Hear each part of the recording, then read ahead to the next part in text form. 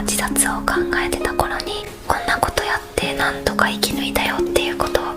お話ししていこうと思います。自殺を考えてる方、人生に絶望してる方、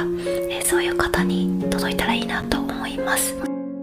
ちょっとこいつ大丈夫かって思うかもしれないんですけど、私は幼少から虐待を受けて、どんどん人生落っこちていって、最終的に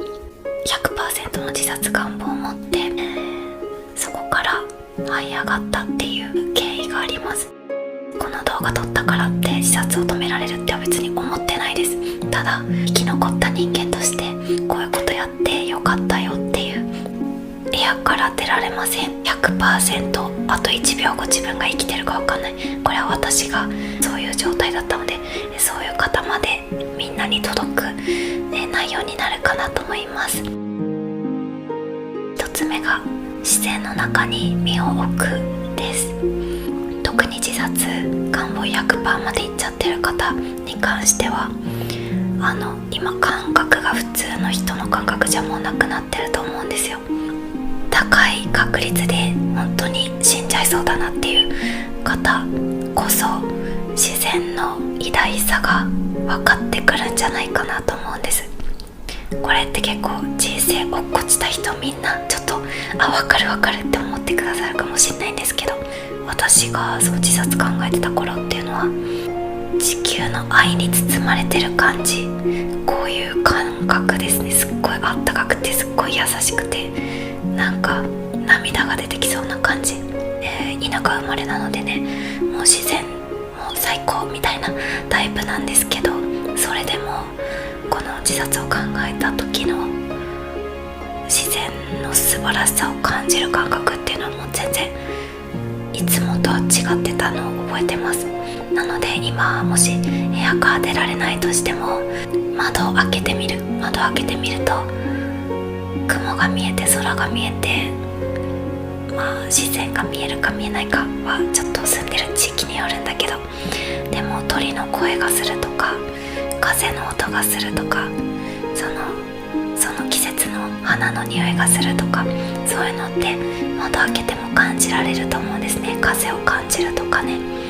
なのでそういう風に、もし動けなくても自然を感じる、地球を感じるようなことをしてみると、なんかすごくあったかい気持ちになるんじゃないかなって思います。で、2つ目です。地球の凄さを知る。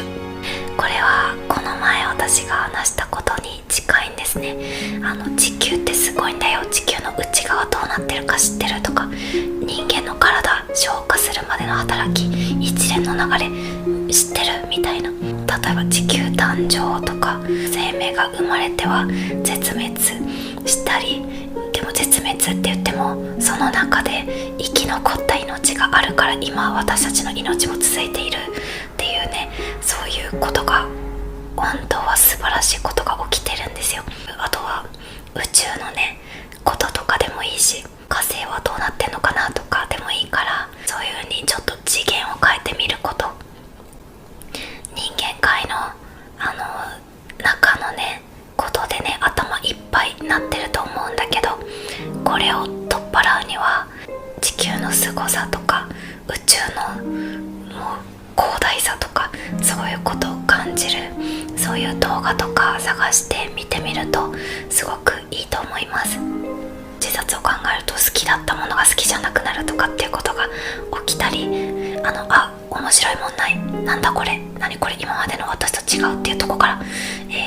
幸せに向かなかった場合、もっと落っこちますんで、もっと落っこちた先の時、もうギリギリ動けません、もう無理かもしんないっていう時になった時に、本当にあなたが好きだったもの、これがね力を発揮するんですね。私の場合は音楽が好きでした。昔の私は音楽っていうものが好きだったっていう感じ。でも今は芸術とか表現とかのっていう感じに私は感じているのね。で、それは私が地獄に落っこちてから分かったの。もしかして自殺 100% まで行ったことある人、そこまで行って生き残った這い上がった人は全員かもしれないんだけど、人の心とかも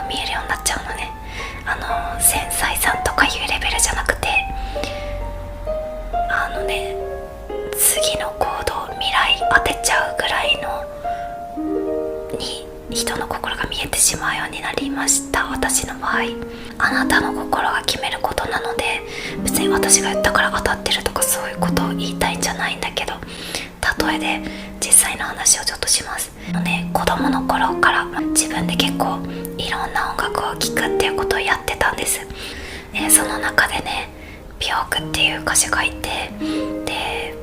子供の頃私美容句聞いた時に全然意味わかんない、何この人大丈夫みたいな思ってたのね。それで私はストップしたの。美容句に関しては自殺を考えた時にいろいろ実験してたよって言ったじゃん。でその精神的な実験を繰り返してる中で、音楽の効能というかね、そういうのも今の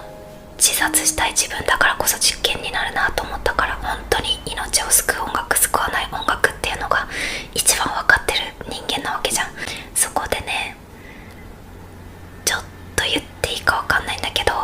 人を癒すために作られた音楽っていうのが私にとっては何の意味もなくて、申し訳ないんだけど、すごい勉強してそういうのを作ってくださってる人とかいるじゃん。ちゃんとそれも全部聞いてどうだったかっていうのをやったんだけど、その作ってる方がもし自殺を考えたことがあって、そっから這い上がった人だったら意味あるんだけど、自殺考えたことない普通の人が優しさで作ってくれた音楽っていうのは普通の人の感覚で作ってしまうので、本当のどん底の人には届かなくなっちゃうのね。音楽を作った人の心、歌を歌ってる人の心っていうのが何より大切なんだなっていうことが分かるようになった。その美容句を思い出したのね。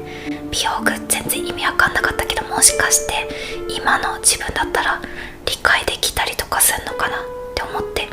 そしたらもうめちゃくちゃ理解できて、もうね、今話してても鳥肌立ってくるぐらいなの。今ちょっと泣きそうになってんだけど、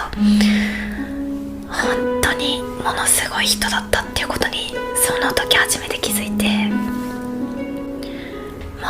とにかく美容句に関しては心が素晴らしい人だったからこそ、自殺考えてるどん底の人間にも聞こえた。魂で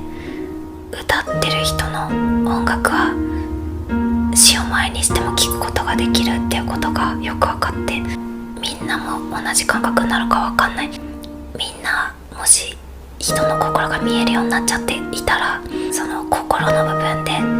で探してみてください。そうすると本当にそのどん底を知って這い上がった人の表現っていうのは全く違うっていうのが分かるから。で、不思議なもんで、人生ってなんかそういう本当に死んじゃいそうだ、私もどうしようみたいなってる時、周りに誰も助けてくれる人いないみたいな時に、ネットとか本とかいろんな形で出会うようになってるから、人の心を見て、それちょっと音楽探すっていうのを一括りにしてもすごくね、辛いと思う。ほとんどの人が普通だな、ほとんどの人がすごい綺麗なことを言ってたけど、これ全部綺麗事だったんだとかっていうのが全部わかるから、それはね、人を見る目がついちゃった以上はそこはもうそれと共に生きていくものなので、ある意味で絶望もするけども素晴らしい人を見抜く力もつくから、あなたが漫画が好きとか本が好きとかなんだろうな、スポーツが好きとか何でもいいんだけど、いろんなあなたが大好きなものの中で、どん底になっても見えるもの、どん底になっても伝わってくるものって必ずあるから、それを見つけたらそれにちょっとも助けてもらいましょう。